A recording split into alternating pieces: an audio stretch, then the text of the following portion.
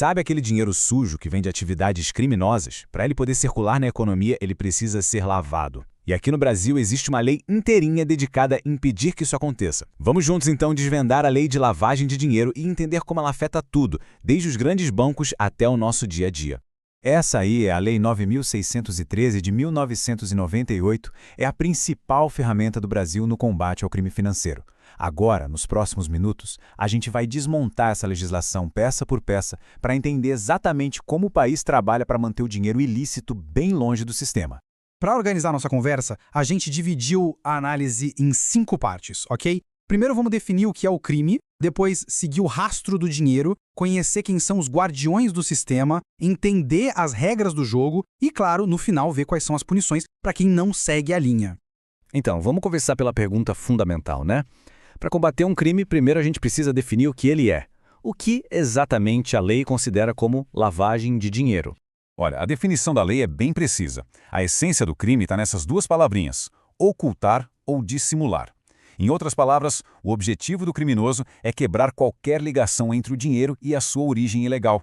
A ideia é tornar impossível rastrear de volta para a infração penal de onde ele veio.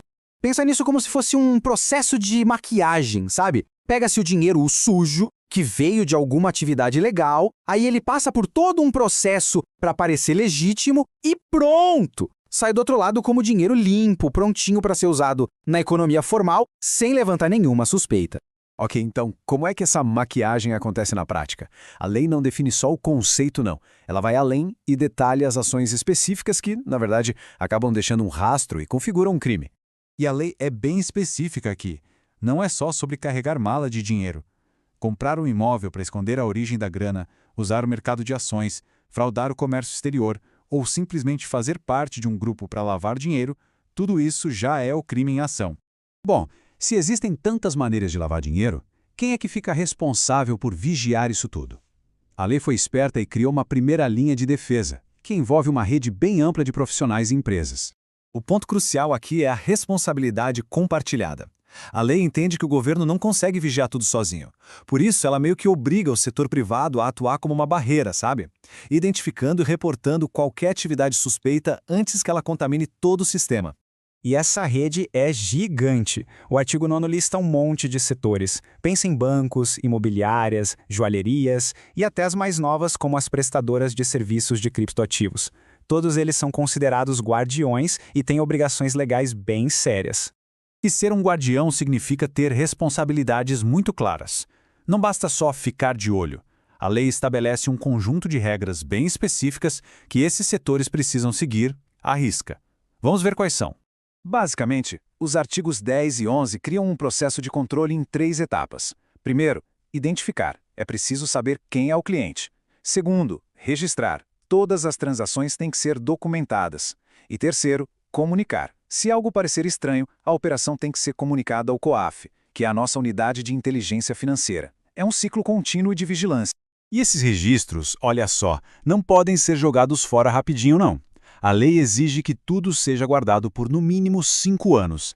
E por que tanto tempo? Porque investigações de crimes financeiros são super complexas, podem levar anos, e essa memória de documentos é essencial para conseguir ligar os pontos. E quando uma suspeita é identificada, a agilidade é tudo. O artigo 11 é bem claro, a comunicação para o COAF tem que ser feita em até 24 horas. Não dá para perder tempo.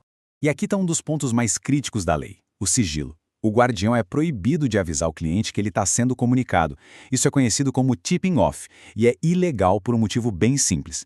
Se avisar o criminoso, dá tempo para ele esconder as provas e destruir todo o rastro do dinheiro. Bom, chegamos na parte final, as consequências. O que acontece com quem lava dinheiro e com os guardiões que não cumprem suas obrigações? A lei prevê punições bem severas, viu? Para os dois lados. É importante a gente separar bem as punições. Para quem comete o crime de lavagem, as penas são criminais, né? Incluindo prisão e perda de todos os bens. Agora, para as empresas e profissionais que falham nos seus deveres de controle, as sanções são administrativas. Coisas como multas pesadíssimas e até a perda da licença para operar. Para o criminoso, a pena de prisão é pesada, de 3 a 10 anos de reclusão. É uma sentença que mostra o quanto a lei considera esse delito prejudicial para a sociedade inteira. E para os guardiões que não cumprem as regras, o risco financeiro é gigantesco. A multa pode chegar a 20 milhões de reais. É um número pensado para ser um incentivo bem forte para que todo mundo leve a lei muito, mas muito a sério. E a lei não está parada no tempo. O parágrafo 4º do artigo 1º mostra isso.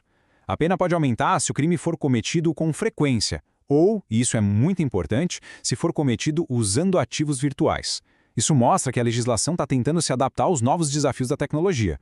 E isso nos leva à pergunta final, né? A Lei 9.613 é uma estrutura forte, mas ela foi construída para um mundo financeiro que está mudando numa velocidade impressionante.